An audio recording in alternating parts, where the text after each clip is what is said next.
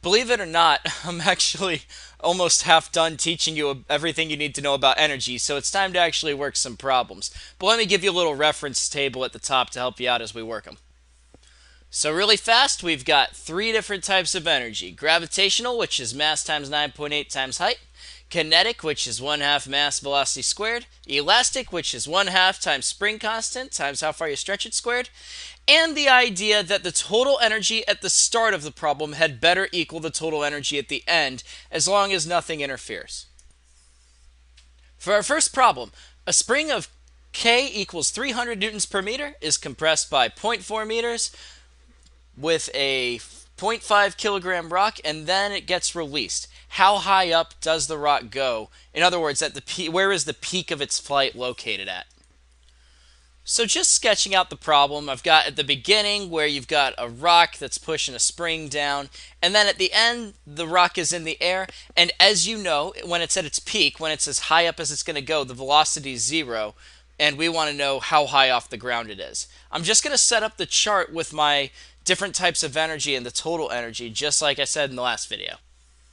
So now that I have my chart set up, it's time to start filling out what we know to try to get to our final answer, which is where we're trying to figure out exactly how high up this thing goes. So let me throw in the information that we can gather from these pictures. So at the start of the problem, there wasn't really any gravitational energy. It's not like the spring was on a table or anything. And the kinetic energy was zero because the rock wasn't moving yet, so it was all elastic potential energy. And I just did 1 half kx squared, this thing, to calculate it, and you can double check my math if you'd like, but I got 24 over there. Now at the end of the problem, we can gather a little bit of information from this picture as well. Since it's at the peak of its flight and it's not moving, we know that the kinetic energy is zero. There's no energy of movement.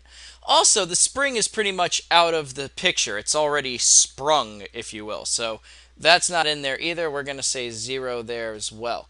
And we're kind of stuck because we have two unknowns. But remember, the total energy at the start equals the total energy at the end. So this sucker is going to be a 24, which means this has to be a 24. All of the energy in the spring turned into gravitational energy. It all went into making the rock go as high as possible. But how high exactly did the rock go?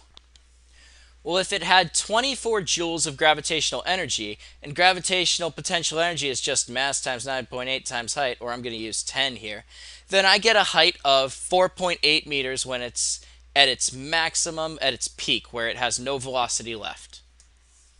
Here's another example to show just how powerful energy is.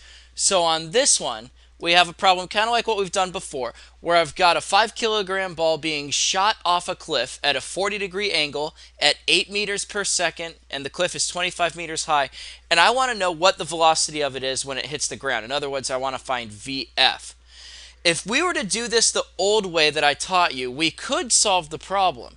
We would first break this up into components, and then we would make a YTX chart, right? And then we would use the information in the y direction with a quadratic formula to find the amount of time that it took for it to hit the ground. But we still wouldn't be done. We would then find the final velocity in the y direction of the object when it hits the ground and combine that with the final velocity in the x direction, and we would have to use the Pythagorean theorem to find the final velocity. Doesn't sound like fun. It would take an entire 5-minute video, me working as fast as I can to knock that down. Watch how fast energy can gobble this complicated problem up. So setting up the table, I first conclude that there are no springs involved in the problem, which means the elastic potential energy is zero. Next, at the top here, this thing has gravitational energy because it's at the top of a cliff, and it has kinetic energy because it's moving. So let me calculate both of those for you. Well, that was easy. Really more work for the calculator than your brain, if you ask me. Let me find the total energy at the start of the problem. I get 1410 joules of energy, which means the total energy at the end is also 1410. And at the end of the problem, we know it's at the bottom of the cliff, so it doesn't have any gravitational potential energy, which means the kinetic energy, when it's at the bottom of the cliff, must be 1410 joules. Now to find out how fast it's going. With a little bit of very basic algebra and calculator work, I get a final velocity of 23.7 meters per second. I want to tell you one more time just how much work it would have taken to have done this the way that I taught you a few videos ago. If you look in the bottom here, I made a quick list of all the junk we would have had to do if we would have done it the old school way.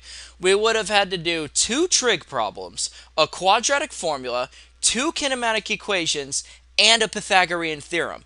Look at the work that we did. In all honesty, I could have done most of this problem in my head on the back of an envelope just using a pencil. You barely even needed the calculator. The hardest algebra we did was taking a square root. Energy is one of the most amazing tools and amazing shortcuts in all of physics. And if you can use it on a problem, you want to use it on a problem.